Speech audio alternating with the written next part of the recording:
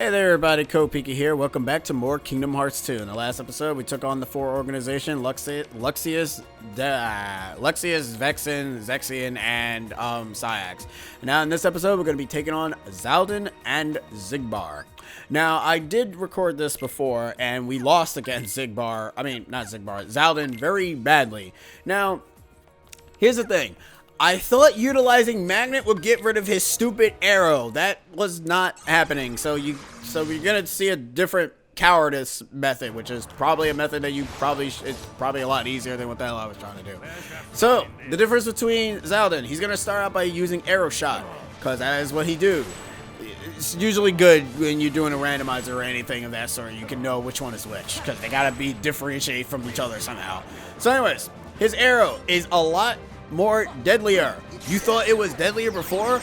Heck no. It sucks, and the only way to break through it, you have to utilize jump. I have seen that you can use Magnet to also get rid of the aura as well. The arrow as well. But I am not having any luck. So I just said screw it and decided to go ahead and do the jump method and just block him like how you're supposed to do.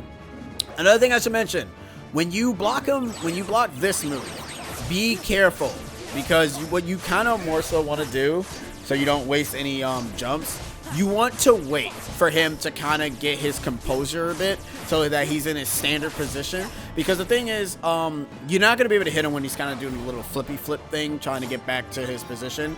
So you kind of want to wait until he's like that, like you see there. Another thing I should mention, when he is doing that, the lances can still do touch damage, so you want to be careful, because he is retaliating when that happens. It's weird. I don't really bother to combo him that much, mainly because I never trust it. You can only stock 9 jumps, unfortunately.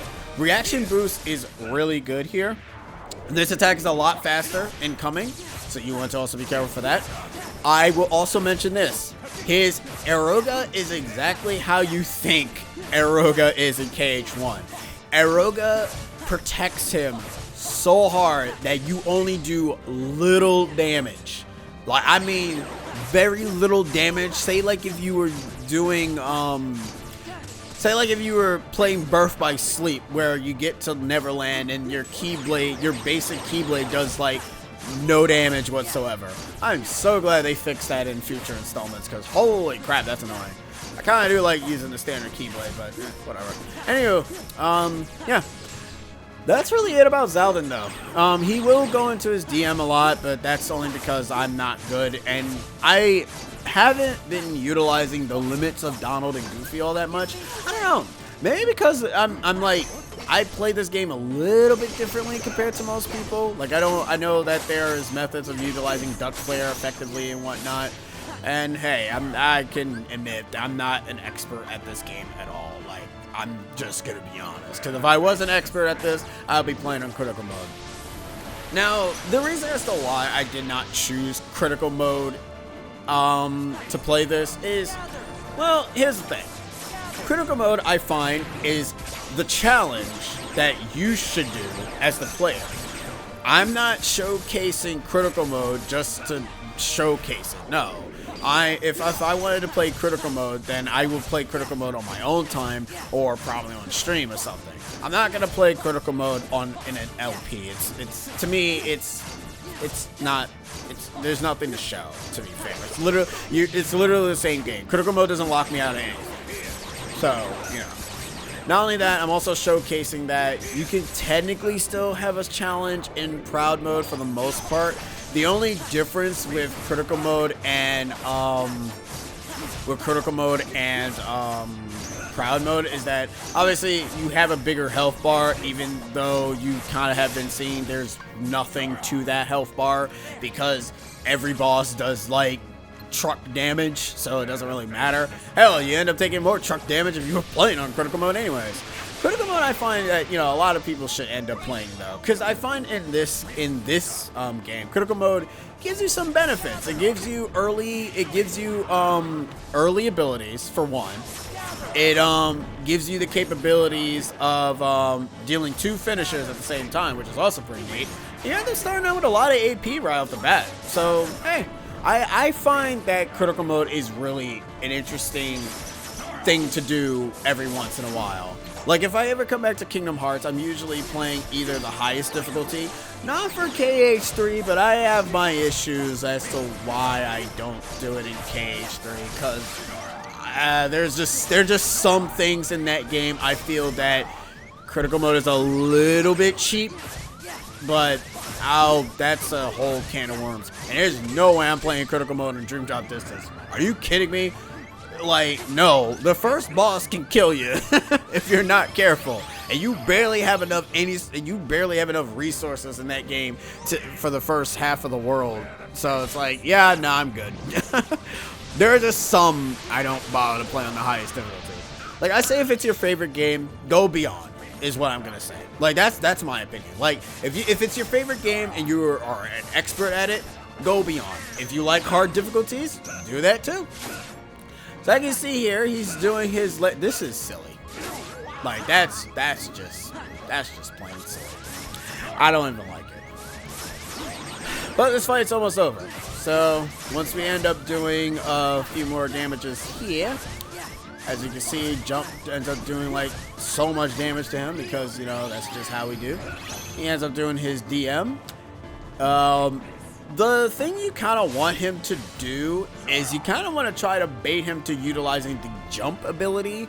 And I mean his jump attack, more so, because you will always be guaranteed to get 9 if you're dodging the attack. And once you end up dodging the attack and literally using Reflect once he comes down, you can literally just do a lot of damage to him. So here I'm just essentially just trying to run away from him because he just, I keep thinking he's saying Zora, but he's saying Sora because, you know, that's what he does. So I just say screw it because he's kind of taking way too long for my blood. So, yeah. So once I do this, do that last jump, do a little bit of hits here, and then he gets pissed off and then he kind of jumps away. And once he does this, this is essentially the end for him. How I love thee. Xaldin, you're maybe my elemental of wind, but god damn, you are annoying to beginner players. Hell, they thought you were annoying in friggin' base Kingdom Hearts until they fight the data version of you. Ooh, boy. And that's it for Xaldin. That's it for the 6th Lancer guy himself. He's going back to play Final Fantasy XIV to go ahead and be that cool Dragoon that he is. Anywho, next up is Xigbar. Alright. Now we are back with the rematch fight because the first half actually was not really good. Alright, so this is how the fight kind of should have went. Like I said before, he will end up utilizing his backdrop a lot more often. It's random. It's not usually always the same exact backdrop. But for this one, you kind of always want to end up reflecting his bullets just like in the original fight. And you kind of want to keep that reflect up at all times. I always keep forgetting that reflect also cannot be utilized in the air as much as you think, because if you don't really hit anything, you just stand there and then you just get shot, and it sucks, to be honest.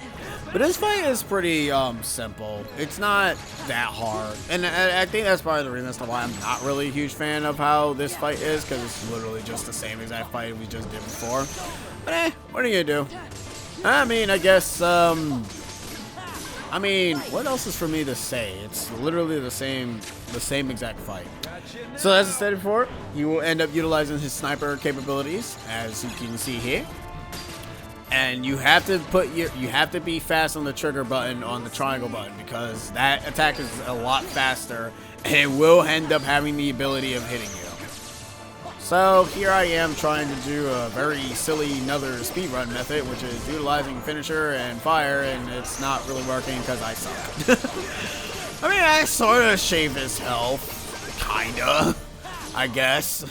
It does enough. That's really all that matters.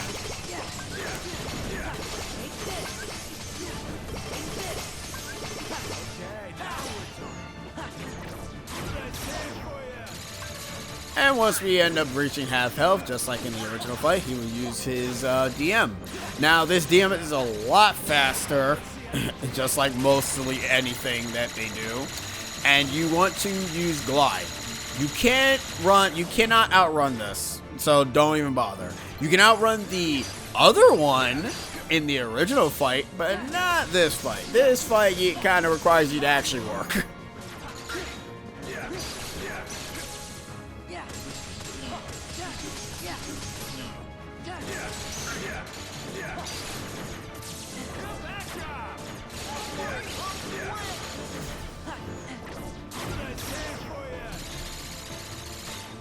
The only issue is that if you are unable to kill Xigbar quickly, what ends up happening is that you will be seeing this DM so much. And you know what? I wish there was an option to not have Donald and Goofy in these fights, because, well, okay, here's the thing.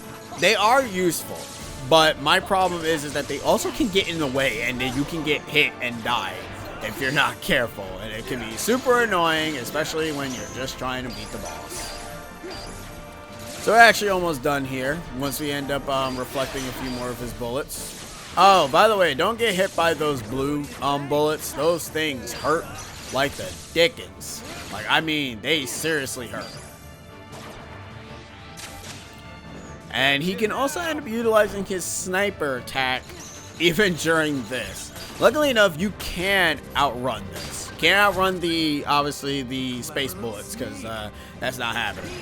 But overall, you can end up dodging everything else though. You can utilize aerial dodge to end up reflecting the bullets back. I don't really recommend it all that much, because sometimes it's not really reliable, as you can see there. So then after that, we end up switching planes again. But then he ends up trying to hit me. Look how much damage that does. Hence the reason why I say that if you are not even playing on critical mode, you can still do a lot of damage. I don't know if it's a little bit of damage in Kingdom Hearts in standard. In all honesty, I never really go back to standard, because I find that, you know, I kind of prefer playing on either proud or critical. It's just me. Like, hell, I thought standard was the greatest thing, but no. Hell, in all honesty, if you're actually playing on standard, getting the friggin' requirement is a lot worse. Beginner, you cannot unlock the secret, the final mix ending at all. So, yeah, don't think that you can. If you think you can, you unfortunately cannot. Anyways, that's the end of that fight. And that's the end of both Xaldin and Xigbar. He doesn't even care. But that is all the 12 organization members. Now we only have one more, the head honcho himself, Xemnas. So in the next episode of Kingdom Hearts 2, Final Mix, we'll be taking on the leader of Organization 13, Xemnas. Part 1 and Part 2. See you guys next time.